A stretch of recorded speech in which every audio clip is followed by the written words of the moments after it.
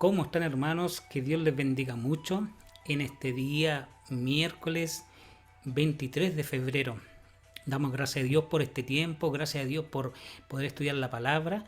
Y bueno, espero que estés bien en casa, espero que estés ahí disfrutando, los que puedan estar en vacaciones todavía y puedan ver este estudio, los que también están lejos haciendo labores, puedan escucharlo también. Este es un estudio que también queda grabado, así que lo puedes disfrutar en cualquier otro momento. Y también damos gracias a Dios por la palabra, por poder, amados hermanos y hermanas, poder estudiar la palabra. Sabemos que no es fácil, no es fácil cuando nos queremos introducir en la palabra del Señor. Siempre va a haber una interferencia, siempre va a haber, el enemigo va a querer que nosotros no estudiemos las escrituras y de alguna forma va a intentarlo para que no lo hagamos. Pero en este momento nos hemos dispuesto y vamos a seguir extendiendo el reino de Dios, vamos a seguir expandiendo la palabra, vamos a seguir cumpliendo esta tarea que nos encomendó nuestro Dios, que es siempre, en todo tiempo, repasar la palabra, el también podérsela entregar a nuestros hijos, a nuestros nietos, repetir la palabra del Señor siempre. Así que damos gracias a Dios por eso, gracias a Dios también por tu vida y vamos a comenzar con una oración. Amén. Padre, te doy gracias por este tiempo, gracias por tu amor, gracias por tu bendición. Gracias, Señor, porque podemos aprender la palabra, porque podemos tener la posibilidad también de poder tenerla. Tenemos la posibilidad, Señor, de poder escudriñarla. Tenemos esta libertad de culto, por decirlo así, esta libertad de expresar el amor, Dios mío, de expresar nuestros sentimientos delante de ti. Podemos orar, Señor, y te pido por esos corazones donde va a caer la palabra, para que de fruto podamos aprender de ella, Padre. Muchas gracias, Papito, en el nombre de Jesús. Amén. Amén, hermanos y hermanas, espero que estén bien, pueden saludar a los hermanos, pueden también, no se olviden que pueden compartir este link para que otros también puedan aprender la palabra. Y bueno, vamos de lleno a estudiar las escrituras. Amén. Voy a compartir aquí, como siempre lo hago, compartir la enseñanza, la pantalla y la presentación. Así que ahí está. Bueno, como siempre lo hago, vamos a tomar la última diapositiva. Fue un momento realmente, bueno, ustedes saben que fue un momento súper difícil, ese tiempo que se estaba viviendo en el libro de los jueces, capítulo 19, el capítulo anterior, donde encontramos una historia pero terrorífica, del terror, terrible, terrible lo que se estaba viviendo. Cada uno hacía lo que quería, hasta el sacerdote, este levita, extraviado, que hizo algo pero terrible, ¿cierto? Después que mataron a su esposa, después de violarla, después de ultrajarla toda la noche, eh, unas personas que vivían ahí en Gaba y que eran de la tribu de, posiblemente de sus propios hermanos, de la tribu de Benjamín. Entonces, este levita fue, fue en forma presurosa, sin dirección de Dios, corta este cuerpo de la concubina, de su sirvienta, de su esposa, por decirlo así, la corta en 12 pedazos y la distribuye por toda la región donde estaba disperso el pueblo de Israel. Algo terrorífico. Y al final termina con este versículo que dice: cuando entró en su casa tomó un cuchillo y tomando a su concubina la cortó en 12 pedazos, miembro por miembro, y la envió por todo el territorio de Israel. Y todos los que lo veían decían: nada como esto jamás ha sucedido, ni se ha visto desde el día en que los israelitas subieron de la tierra de Egipto hasta el día de hoy. Considérenlo, tomen consejo y hablen. O sea, propaguen esta noticia, tomen consejo, tomen una decisión, hagan algo, porque esto nunca se había escuchado algo tan terrible como esto. Jamás había sucedido, ni se había visto desde el día en que los israelitas subieron de la tierra de Egipto. Qué tremendo. Bueno, ahí lo vimos, esa actitud sodomita, esa actitud que hubo también en esas personas que querían tener relaciones, ¿cierto? Estos hombres con el levita y no lo dejó. Esta persona que lo había acogido a, al levita, y ellos ofrecieron a las mujeres y ofrecieron a la concubina. Entonces, después que la mataron, después que la ultrajaron toda la noche, él la cortó en 12 pedazos y la envió hacia la región del pueblo de Israel para que todos vieran la maldad a donde había llegado. Y ahí pasamos a ver qué es lo que hicieron. ¿Qué hicieron con esta información que se tenía que transmitir, que se tenía que enjuiciar?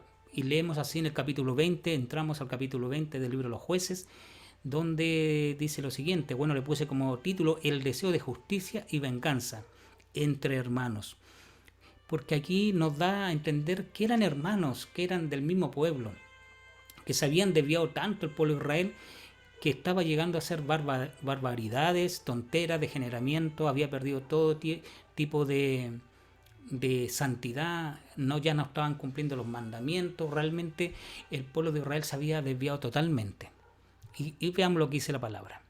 También a este título podemos le puesto la guerra civil de Israel, también le podemos puesto así, porque hubo una guerra entre ellos mismos por esta causa de este atroz crimen y actitud que tuvieron en contra del levita y contra la concubina del levita.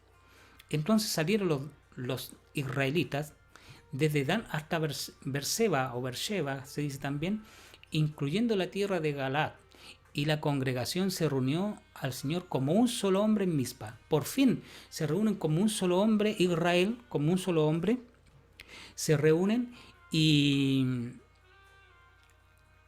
¿Pero para qué? Para ver qué van a hacer con esto sucedido, con esto terrible que haya sucedido.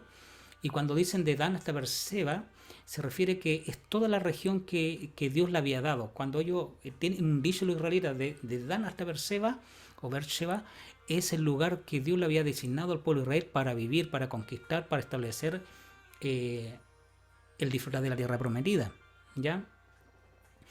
Y dice que se reunieron como un solo hombre. Por lo menos ahora se reúnen en unidad.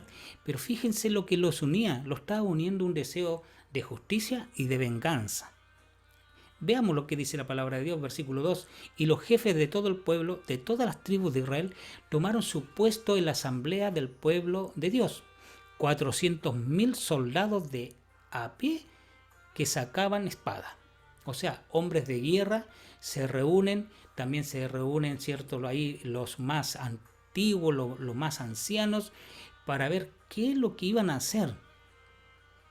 Y dice versículo 3, y los hijos de Benjamín oyeron que los israelitas habían subido a Mizpa. Entonces los israelitas preguntaron, díganos, ¿cómo ocurrió esta maldad? Entonces se juntaron y le preguntaron al levita, ¿cómo sucedió esta maldad? Tú que lo viviste, tú que eres el protagonista de esta historia.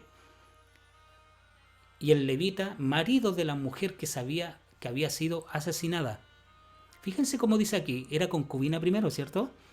Esta concubina había cometido un pecado de adulterio y había engañado también ¿cómo se dice? Al levita. Eso lo vimos en el capítulo anterior. Pero aquí lo nombra como su esposo, fíjense bien, un buen detalle. Y el levita, marido de la mujer que había sido asesinada, respondió, vine, y aquí él cuenta la historia. Y veamos cómo la cuenta. Por eso el justo juez siempre es el Señor. Vine con mi concubina a pasar la noche en Gibea de Benjamín. En Gibea de Benjamín. Fíjense, Benjamín es una de las tribus de Israel. Pero los hombres de Gibea se levantaron contra mí y rodearon la casa por la noche por causa mía. Tenían intención de matarme. No cuenta el detalle que querían tener relaciones con él, que querían aprovecharse sexualmente de él. Hay detalles que no los cuenta. Pero en vez de esto, violaron a mi concubina de tal manera que murió. Tampoco cuenta aquí el levita que ellos ofrecieron ellos mismos y que él le había dado lo mismo. El levita había perdido eh, el interés de cuidar a su esposa, de cuidar a su sierva, a la concubina, cuando supo él que la estaban ultrajando.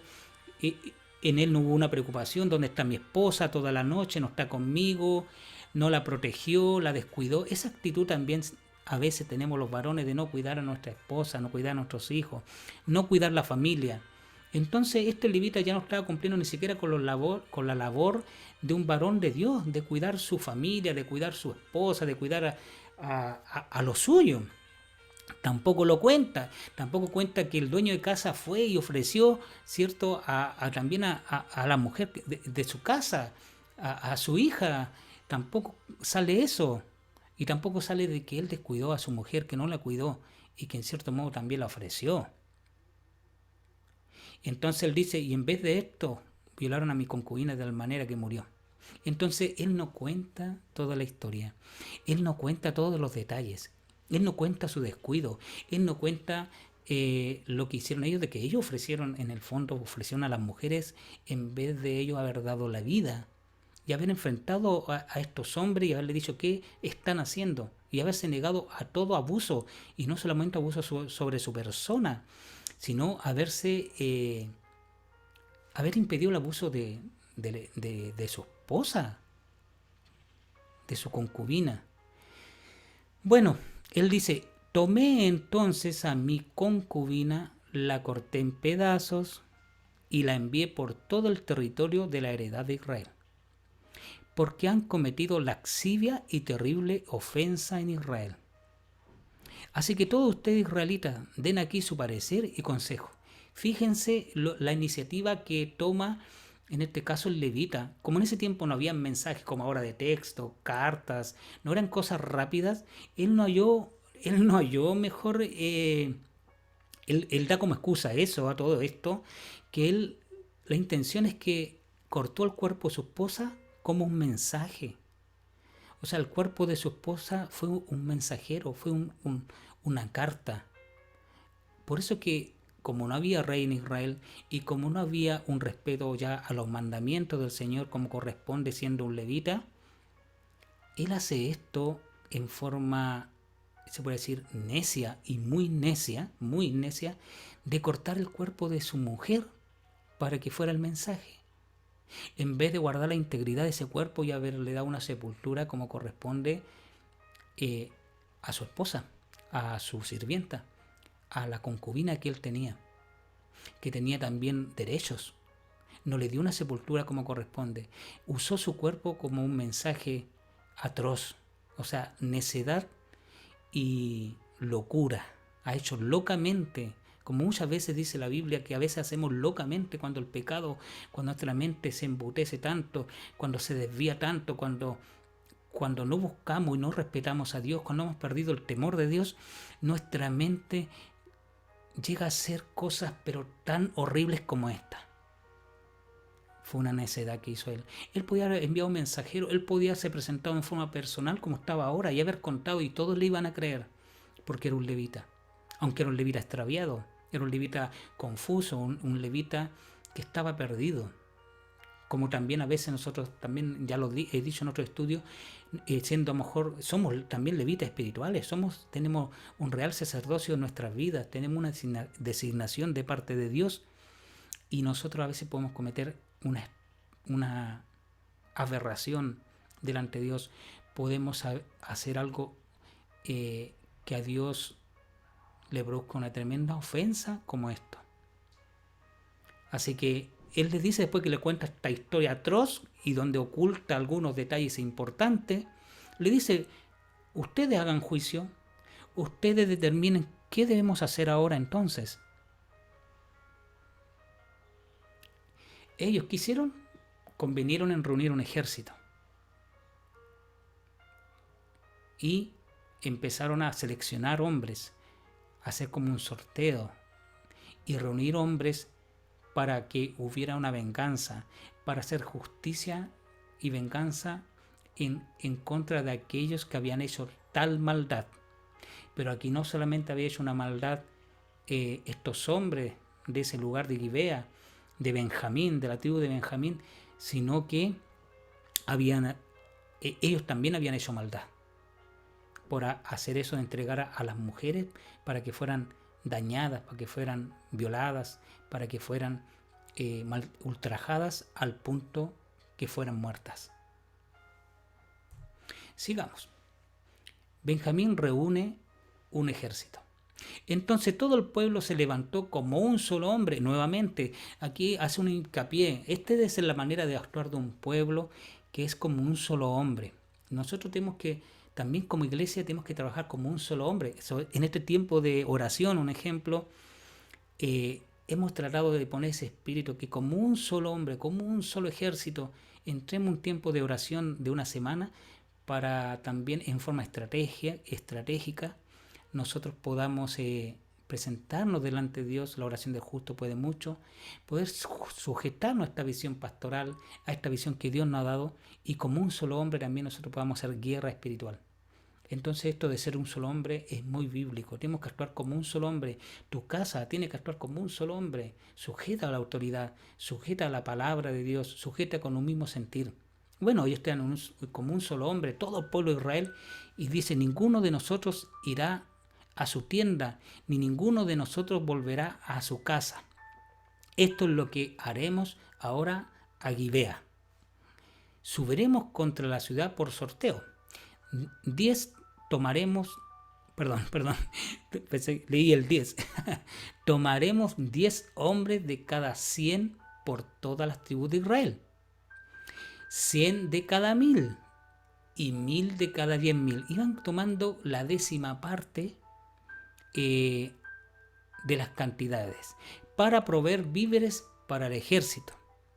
Que vaya a Gibea de Benjamín a castigarlos por la infamia que han cometido en Israel. Entonces ellos formaron un ejército. Ellos formaron un ejército para poder castigar esta maldad. Así se juntaron contra la ciudad todos los hombres de Israel como un solo hombre. Y todos estos hombres en un solo sentir, y fíjese lo que hicieron. Entonces las tribus de Israel enviaron hombres por toda la tribu de Benjamín y dijeron, ¿qué es esta infamia que se ha cometido entre ustedes? Entonces, imagínense, le habla a su propio pueblo, le habla a lo suyo, al mismo pueblo de Israel. Es la única diferencia que hace un hincapié, que era la tribu de Benjamín que habitaba en ese lugar. Y fíjense lo que le dice, entreguen ahora a los hombres, esos perversos en Gibea, para que les demos muerte y quitemos esta infamia de Israel. Y aquí viene la necedad nuevamente, que en vez de arrepentirse, en vez de decir, estos fueron los hombres, juzguemos, hagamos justicia según lo que se nos enseñó, según las escrituras, según la ley de Moisés, no lo hicieron. ¿Qué hicieron? Se pusieron a favor de los pecadores. A veces cuando no tenemos la luz, cuando cada uno está haciendo lo que bien le parece, como está este pueblo de Israel desviado, se pone a veces a favor de los pecadores. Se pone a favor de la falta. Y a veces como hijos de Dios también nosotros nos ponemos a favor del que ha cometido la falta y nos ponemos en contra del pastor, del líder, del que está tratando de corregir, del que está tratando de llevar a cabo la palabra. ¿Por qué? Porque nos dejamos llevar por las emociones y nos dejamos llevar también por las estrategias del diablo, de no reconocer nuestro pecado y de no hacer justicia conforme a la palabra. ¿Y qué hacen ellos? Pero los de la tribu de Benjamín no quisieron escuchar la voz de sus hermanos, los israelitas. No quisieron escuchar. Últimamente la palabra que hemos estado entregando de Apocalipsis dice que tiene oído para oír, oiga. A veces el pueblo hoy en día no está escuchando la voz de Dios. Hoy en día está escuchando sus pensamientos, está escuchando sus emociones. Vive una vida almática de servicio a Dios y no escucha la voz de Dios. Y aquí ellos están haciendo lo mismo. Ellos no están viendo la gran falta para poder ayudar al pueblo de Israel y haber dicho, estos son los hombres, estos son los que cometieron la falta, juzguémoslo, hagamos justicia. Pero no quisieron escuchar la voz. Y los benjamitas de sus ciudades se reunieron en Gibea para salir a combatir contra los israelitas. Imagínense la necesidad. Benjamín reúne un ejército ahora para combatir a sus hermanos y cubrir a aquellos que habían cometido pecado. ¡Qué necios! ¡Qué necio! A veces pasa lo mismo dentro del pueblo de Israel, inclusive a veces pasa lo mismo dentro del pueblo de Dios, que nos ponemos, como dije, a favor de lo que es injusto. Y también inclusive como nación, a veces tomamos como bandera principios, ideologías que van en contra de la Biblia y nos vamos en contra de lo que dictamina la palabra y que lo dictamina la iglesia. Entonces no tenemos que ser como los benjamitas, que nos vamos a ir en contra de lo que Dios ha establecido. Tenemos que estar a favor de lo que están haciendo los que están siendo guiados por Dios y que quieren poner justicia divina en las cosas. Es increíble y maravilloso como nos enseña la palabra. Es tremendo, es tremendo. Da tremendas luces, hermano y hermana querida. Por eso es importante que estudiemos la palabra de Dios. Sigamos.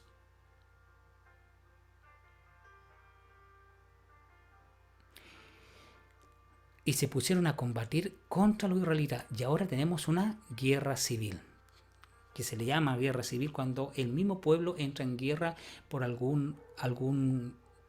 importante que quieran discutir, ¿ya? Y no se ponen de acuerdo y al final, ¿qué hacen? Pelean entre ellos. Bueno, la historia de nuestro país también tiene su guerra civil ahí oculta, para que ustedes sepan, donde los chilenos han peleado con los propios chilenos, inclusive las Fuerzas Armadas han peleado entre sí. Búsquelo por ahí, por la historia de Chile, cómo la Marina en un momento peleó contra el ejército y cómo también nuestro país peleaba entre regiones siendo chilenos. Y también el diablo nos va a llevar a querer hacer eso. Cada vez que no tengamos luz de parte del Señor, vamos a pelear entre nosotros y vamos a tener guerras civiles dentro del matrimonio, dentro de la familia, guerras civiles dentro de la iglesia, donde vamos a pelear entre nosotros, defendiendo causas perdidas, defendiendo causas que son pecaminosas. Tenemos que estar de acuerdo y luchar por la verdad, por la palabra, por las escrituras.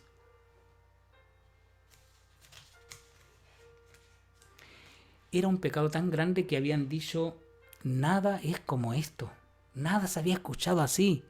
Y ni eso alarmó a los benjamitas, ni eso le hizo ponerse de acuerdo con ellos. Después dice en el 15, de las ciudades fueron contados en aquel día de los benjamitas 26,000 hombres que sacaban espada, o sea, hombres de guerra, ¿ya?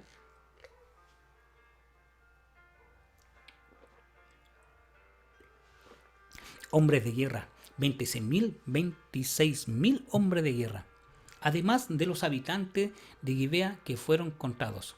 Otros habitantes de Gibea, otros que no eran benjamitas, 700 hombres escogidos. 700 hombres escogidos, o sea, eran muchos. De toda esta gente, 700 hombres escogidos eran zurdos, capaces cada uno de lanzar con la honda una piedra a un cabello sin errar. Leo de nuevo, 700 hombres escogidos eran zurdos. Había muchos zurdos en la tribu de Benjamín. Era una característica que tenían, y usaban una honda como la que usaba el rey David. Y tenían una habilidad tremenda estos soldados, como la que tenía el rey David, que el rey David tenía esa habilidad de poder usar la honda y pegar en el blanco que él quería. Es como los francotiradores de hoy en día. Es como decir ese dicho que está, cierto, coloquialmente en la vida cotidiana, que dice que donde pone el ojo pone la bala. Así eran estos hombres. Ellos con su honda podían dar donde ellos ponían la mirada. Era tanto que le podían pegar un cabello sin equivocarse. Imagínense la habilidad que tenían. Esa es la habilidad que tenía David. Por eso que el rey David cuando era pequeño, cierto, era un juvenil, él cuando era joven, él tenía esa habilidad de que con esa onda, donde él ponía la mirada, él hacía llegar la onda. Tenía esta misma habilidad que tenían estos hombres benjamitas, que eran 700 hombres zurdos, con esa habilidad extraordinaria. Así que eran de temer, eran como francotiradores de hoy en día, donde ponían el ojo, ponían la bala, o donde ponían la mirada con la onda para pegar, ahí pegaban. Si querían un cabello. La derrota de Israel y el clamor al Señor escuchado. ¡Wow! Fíjense lo que pasa acá. Entonces los hombres de Israel, aparte de Benjamín, fueron contados 400.000 hombres que sacaban espada. 400.000 contra 26.000 y tanto, o 27.000 con los demás que se sumaron. Todo esto eran hombres de guerra. Los israelitas se levantaron, subieron a Betel y consultaron a 10 y preguntaron: ¿quién de nosotros subirá primero a pelear contra la tribu de Benjamín? Entonces el Señor respondió: Judá subirá primero. Judá siempre va al frente. La tribu de Judá, el león de la tribu de Judá. Judá es la tribu que iba a ser la línea de descendencia del Mesías, del rey David y también de Jesús, del Mesías, de Yeshua HaMashiach. Jesús, el Mesías, venía a través de la tribu de Judá, igual que el rey David. Entonces, desde ya siempre Judá era como elegido por Dios para ir a romper, para ir punta de lanza, para defender al pueblo de Israel. Esto también se lo había dicho al comienzo del libro de Jueces, cuando vieron: ¿y quién va a subir primero? ¿Quién va a subir primero a pelear? Y el Señor también dictamina: la tribu de Judá. Ella va a ser la que va a ir a abrir camino. Jesús es el que abre camino, hermano. Jesús, el león de la tribu de Judá, es el primero que va al frente, abriendo camino de victoria. Pero fíjense lo que les pasa también acá. Los israelitas se levantaron por la mañana y acamparon contra Gibea. Los hombres de Israel salieron a combatir contra Benjamín, y los hombres de Israel se pusieron en orden de batalla contra ellos en Gibea. Pero los benjamitas salieron de Gibea y derribaron por tierra en aquel día 22.000 hombres de Israel. Al tiro. Perdieron el primer combate. La primera batalla la perdieron, por decirlo así. ¿Ya? Pero puedes perder batalla. ¿Qué nos enseña esto? Puedes perder una batalla, pero no perderás la guerra. Porque la guerra la gana el Señor. Eso lo vamos a ver más adelante. Pero el pueblo, los hombres de Israel, se reanimaron y se pusieron otra vez en orden de batalla en el lugar donde se habían puesto el primer día. Amado hermano, amada hermana, amigo que pueda escuchar este estudio, tal vez podamos perder una vez o dos veces inclusive, pero tenemos que reanimarnos y levantarnos para volver a combatir, para volver a pelear. No desistas, sigue peleando, porque el que pelea por ti es Dios. Puede que se vea ante los ojos humanos que perdiste una batalla, perdiste un combate, pero no perderás la guerra. No te olvides, puedes perder una batalla, pero no perderás la guerra. ¿Amén? ¿Cuánto me dicen amén? Ponga amén ahí si lo considera así. 22. Pero el pueblo, los hombres de Israel, se reanimaron, ya lo había leído. El 23. Y subieron los israelitas y lloraron delante del Señor hasta la noche y consultaron al Señor diciendo: ¿nos acercaremos otra vez para combatir contra los hijos de mi hermano Benjamín? ¿Te das cuenta que están combatiendo contra ellos mismos? ¿Te das cuenta que era el pueblo que se había formado una guerra civil? ¿Y qué le dice el Señor? Suban contra él. ¿Qué vemos aquí? ¿Qué podemos aprender de este? Porque la idea es ir aprendiendo Biblia, aparte de ir aprendiendo este libro de Jueces, que es muy fuerte lo que sale, porque cada uno hacía lo que quería. Y eso hace mal a la vida cristiana, a la vida del pueblo, a tu vida, a mi vida, a la vida de quien sea. Como dijo Jesús: apartado de mí, nada podéis hacer. Aunque tú creas que es así, nada vas a poder hacer. Va a parecer que te está yendo bien, pero en el fondo te está yendo mal. Esa es la verdad espiritual. Entonces, sigamos. Ellos, ¿qué pasó? Pasó que clamaron al Señor. Subieron los israelitas y lloraron delante del Señor hasta la noche.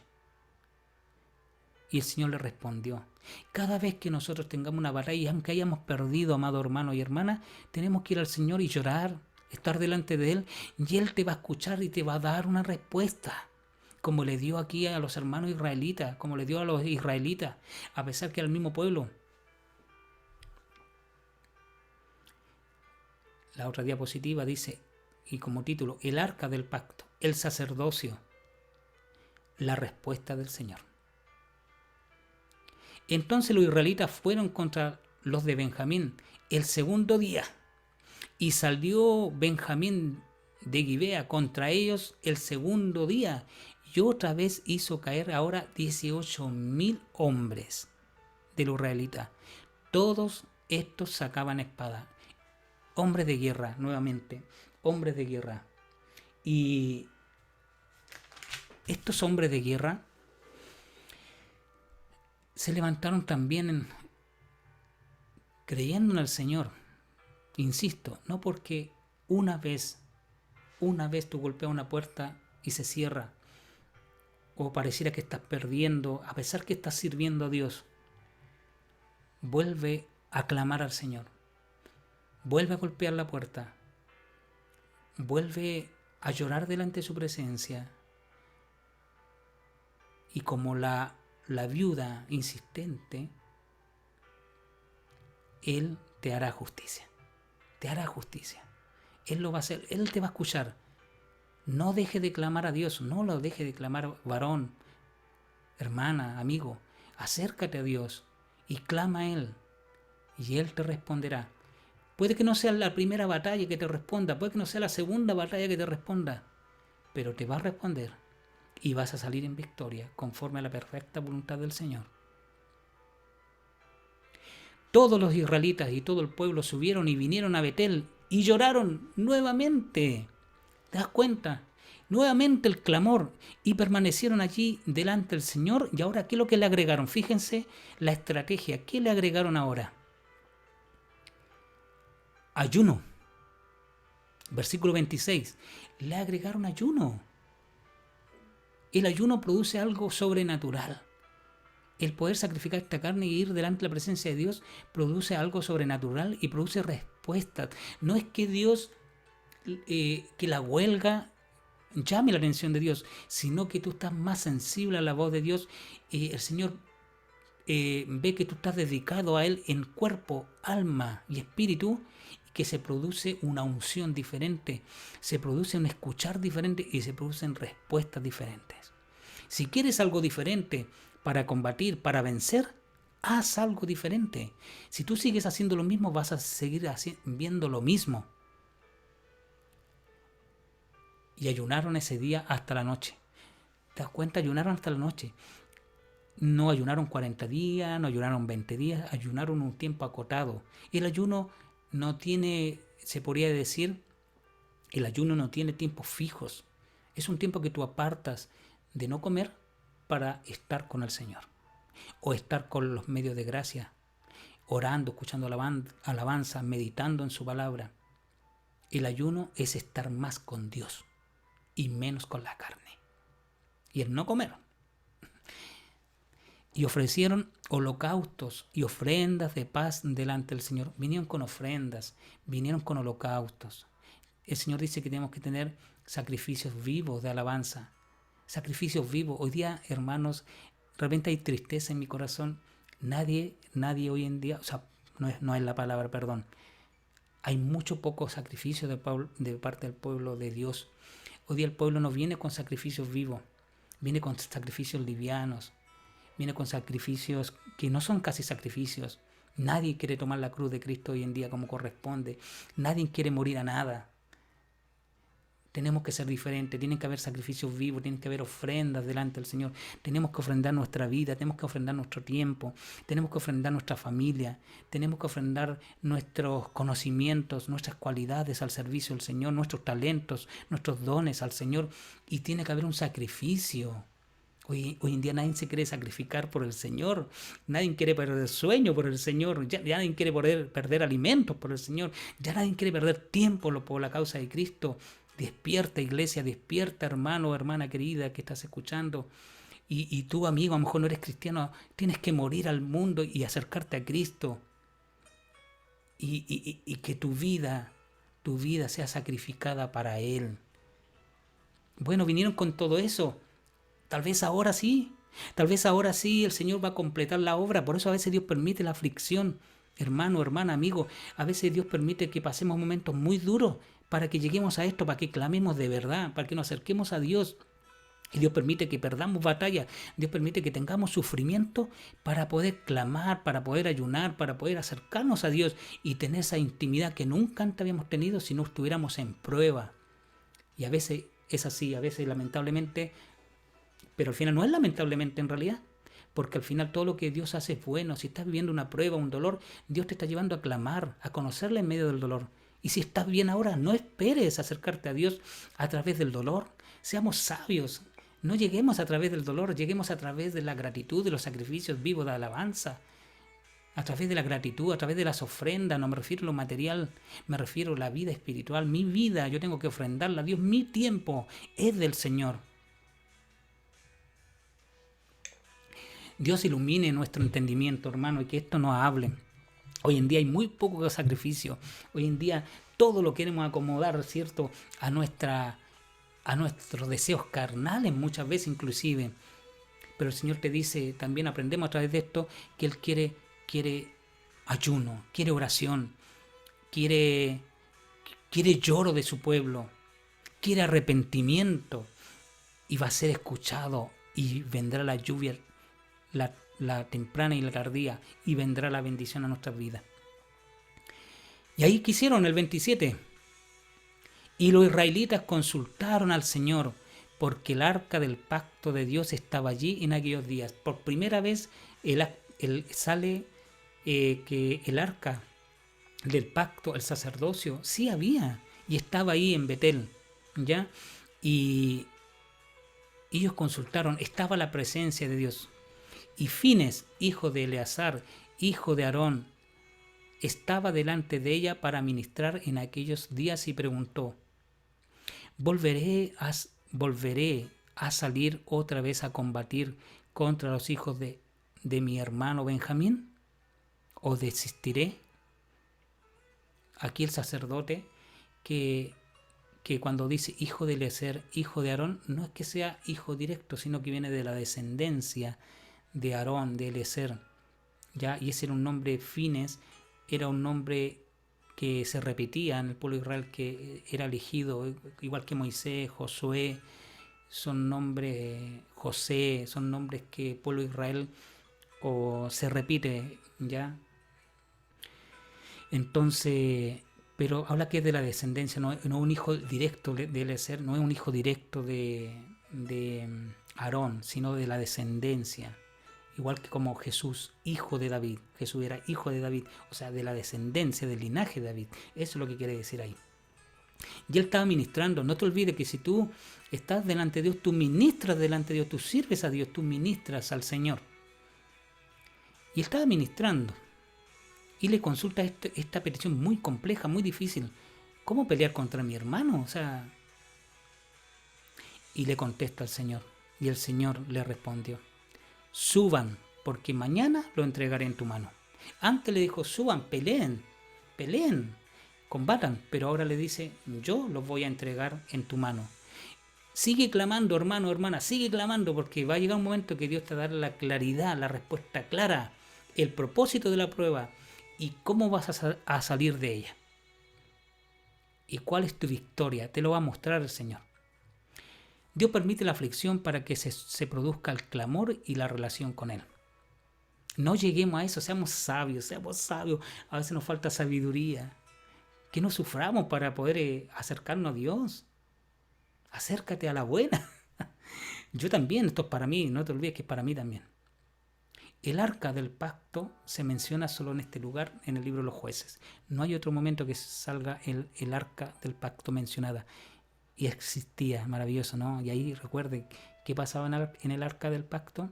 Estaba la presencia de Dios, de Elohim, tremendo. El que se acercaba ahí tenía que acercarse en santidad a la presencia de Dios, o si no, moría. La venganza y la victoria es del Señor. Suena fuerte, venganza, ¿cierto? Pero la Biblia dice, mía es la venganza, dice el Señor. Tú no te vengues, yo no me debo vengar. El Señor va a traer la venganza y la victoria. Yo tengo que bendecir a mi enemigo. Yo tengo que bendecir al que me maldice, dijo Jesús. Bendigan al que te maldice, tú bendícelo. Súper difícil. Sí, súper difícil. Pero esa es la orden del Señor. Sigamos. Puso pues Israel emboscada, es el versículo 29, alrededor de Gibea. Los israelitas subieron contra los de Benjamín al tercer día y se pusieron en orden de batalla contra Gibea como las otras veces. Salieron los hijos de Benjamín contra el pueblo y fueron alejados de la ciudad. Comenzaron como las otras veces a herir y a matar a algunos del pueblo por los caminos, matándose entre hermanos. Qué terrible, ¿eh? Uno de los cuales sube a Betel y otro a Gibea, en campo abierto. Y mataron a unos 30 hombres de Israel. Ya bajó la cantidad, antes habían sido 20.000, 18.000. Y los hijos de Benjamín dijeron, están derrotados delante de nosotros como la primera vez. El enemigo cuando te ve caer cree que estás totalmente derrotado, pero la Biblia dice que podemos estar afligidos, atribulados, pero no derrotados. El Señor te puede levantar aunque estés herido. Ellos creían que habían ya vencido al pueblo de Israel. Pero los israelitas dijeron, huyamos para que los alejemos de la ciudad hacia los caminos. Estrategia militar. Entonces todos los hombres de Israel se levantaron de sus puestos y se pusieron en orden de batalla en Baal Tamar. Y los emboscados de Israel salieron de sus puestos de Marek, Jebá, cuando 10.000 hombres escogidos de todo Israel fueron contra Gibea. La batalla se hizo reñida, 10.000 hombres full ahí combatiendo.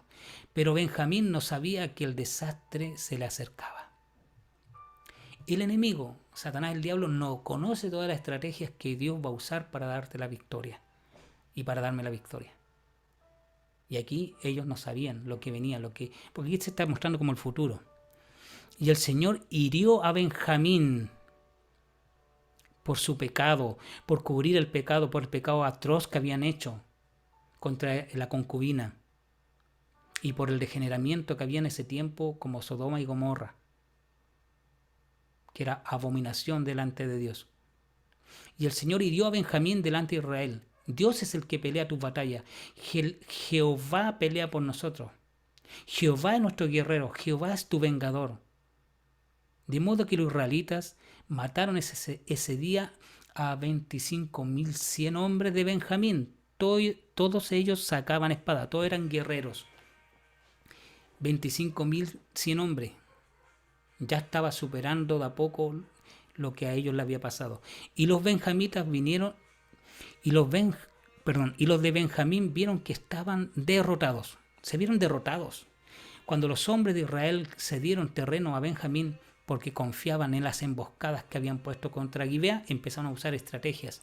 Los emboscados se apresuraron y se lanzaron contra Gibea. Entonces se desplegaron e hirieron toda la ciudad a filo de espada. La estrategia y victoria en la batalla. 38. La señal convenida entre los hombres de Israel y los emboscados era de que ellos harían que se levantara una gran nube de humo de la ciudad. Entonces los hombres de Israel regresarían a la batalla. Y los de Benjamín empezaron a herir y matar a unos 30 hombres de Israel, 30 más, no eran miles ya, porque dijeron, ciertamente están derrotados delante de nosotros como en la primera batalla. El enemigo, al verte que tú pierdes batalla a veces de la fe, por falta de fe, o yo también, él cree que estás listo, igual que cuando creyó que Jesús estaba listo ahí en la cruz, ya lo había vencido, pero no sabía que Jesús iba a resucitar y vencer la muerte, y vivir para siempre, y ser nuestro sumo sacerdote en el cielo. Así el diablo tampoco sabe que tú levantándote de una batalla, y yo levantándome de una batalla, puedo ser más fuerte, porque mi fortaleza está en Cristo Jesús. Pero cuando la nube de humo, como la columna, empezó a levantarse de la ciudad, los de Benjamín miraron tras sí, y de toda la ciudad subía humo al cielo. Entonces los hombres de Israel se volvieron y los de Benjamín se aterrorizaron porque vieron que el desastre se les acercaba. El enemigo sabe que está vencido.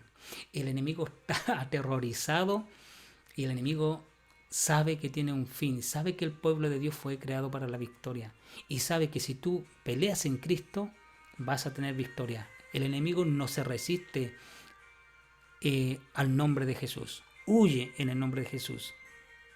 Por tanto, volvieron la espada ante los hombres de Israel en dirección al desierto. Pero la batalla los alcanzó y los que salían desde las ciudades lo destruían en medio de ellos. Cercaron a Benjamín, lo persiguieron sin tregua y los aplastaron frente a Gibea, hacia el oriente. Cayeron 18.000 hombres de Benjamín. Todos ellos eran valientes guerreros. Eran hombres que tiraban con su honda. Eran hombres que sabían pelear a filo de espada. Pero esta vez era Dios que había dicho: los voy a entregar en tus manos, Israel. Los voy a entregar en tus manos. Cuando Dios te diga que tú serás vencedor y la palabra de Dios te lo dice, tú tienes que creerlo. Tal vez no sea la primera batalla ni a la segunda, pero Él te dará la victoria. Finalmente la guerra es ganada. Jehová es nuestro guerrero. Amén. Cuando los demás se volvieron y huyeron al desierto, a la peña de Rimón, los israelitas capturaron a 5.000 de ellos en los caminos, y a otros los persiguieron muy de cerca hasta Gidón y mataron a 2.000 de ellos. El total de los de Benjamín que cayeron aquel día fueron 25.000, hombres que sacaban espada, hombres de guerra, todos ellos valientes guerreros. Pero 600 hombres se volvieron y huyeron al desierto, a la peña de Rimón, y permanecieron, esos son cuevas, son rocas, y permanecieron en la peña de Rimón 4 meses. Entonces los hombres de Israel se volvieron contra los hijos de Benjamín y los hirieron a filo de espada, a toda la ciudad, así como el ganado y todo lo que encontraron. Todo fue destruido, el pecado exterminado totalmente. Era una tragedia. Cuando se levanta el pecado y llega a las narices de Dios en forma metafórica, Dios trae el juicio, trae su espada. Y Él peleó y Él dijo: yo lo voy a entregar, y mueren así, a filo de espada, a filo de espada. La espada es también la voz de Dios, es la palabra de Dios. Después dice: a toda la ciudad, así como el ganado y todo lo que encontraron. También prendieron fuego a todas las ciudades que hallaron. El fuego extermina el pecado, el fuego purifica. Y hubo casi una exterminación total del pueblo, el pueblo benjamita, que había protegido el pecado, que no fueron capaces de entregar a estas personas que habían cometido tal aberración delante de Dios, y fueron exterminados, y su ciudad fue quemada. Pero se salvaron 600 hombres que huyeron, que después vamos a ver qué pasó con la tribu de Benjamín, porque si no hubiese quedado exterminada. Y la descendencia de Benjamín, que era el hijo preferido de Israel, de Jacob, que Israel es Jacob, miren lo que estaba haciendo su descendencia. Había perdido el norte, había perdido la santidad, había perdido la asignación. Hacían lo que querían, no se guiaban por la palabra de Dios y estaban peleando como hermanos. ¿Por qué? Porque uno quería hacer justicia y venganza, y el otro, ¿qué quería? Proteger al pecador. Así que, hermanos, esta es una historia fuerte también, pero que ya está teniendo un poquito más de orden, por decirlo así, y que podemos aprender de esto. Muchas cosas. Tal vez tú vas a aprender más de lo que yo puedo estar aprendiendo. El Espíritu Santo seguramente te está hablando también a tu corazón. ¿Por qué llegar a la aflicción para clamar a Dios? ¿Por qué, por qué Dios tiene que permitir dolor en nuestra vida para que nos acerquemos a Él? ¿Cómo también nos podemos distorsionar sin hacer la palabra de Dios, sin cumplir su palabra y poder distorsionarnos y de llegar a hacer esta atrocidad que hizo el levita, esta necedad? Y cómo entre hermanos también podemos pelear cuando defendimos puntos sin conocer la escritura. Y cómo podemos llegar a estar tan perdidos que podemos apoyar el pecado. Y esto va a traer consecuencias, va a traer maldad y va a traer también el juicio de Dios a nuestras vidas. Pero lo bueno de todo esto, que después del clamor, después del sufrimiento, después de la distorsión, ¿qué es lo que vino? El juicio de Dios y puso las cosas en orden. Él dijo, vayan, ya no hay batallas que ya van a perder, sino que ahora yo voy a poner mi espada, yo voy a hacer justicia. Así que Dios es nuestro vengador, Dios es el justo juez. Hermanos y hermanas, si tú estás pasando un momento de prueba, sigue clamando, sigue peleando. Puede que peleas una batalla, pierdas, una batalla, después la otra, pero va a llegar un momento que el Señor te va a decir, yo peleo por ti y te daré la victoria. Y hasta aquí llegó la prueba, yo te doy la victoria, porque yo soy Jehová, Rey de los ejércitos, que no pierde batalla, que no pierde guerra. Dios nunca es un general que no sabe de perder guerras. Él no pierde. Los que perdemos somos nosotros. ¿Y qué hicieron ellos? También fueron una escalada espiritual. Primero lloraron, oraron, pero después oraron, lloraron y ayunaron. Y quebrantaron su corazón. Y ahí el Señor les dio la victoria. Hermano, que Dios te bendiga. El próximo miércoles debiéramos terminar, ¿sí?, el libro de los jueces con el capítulo 21. La palabra nos enseña a vivir, la palabra nos habla, la palabra es vida, como dijo Jesús, porque en ella encontrarán vida eterna. Y como dijo Pedro, ¿a quién iremos si solamente tú tienes palabra de vida eterna? Que Dios te bendiga. Chalón, deja un saludo ahí. Puedes hacer preguntas también, puedes dejar alguna pregunta para poderla contestar y puedes verlo, porque como queda grabado, puedes verlo en la semana, escucharlo como un podcast, puedes, pero no te lo pierdas.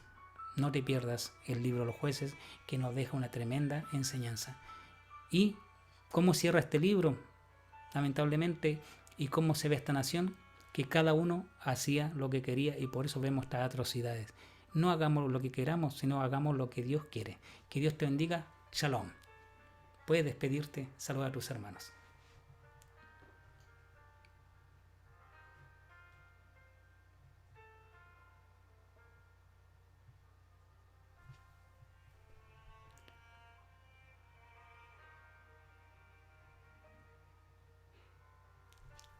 Chao, chao. Shalom.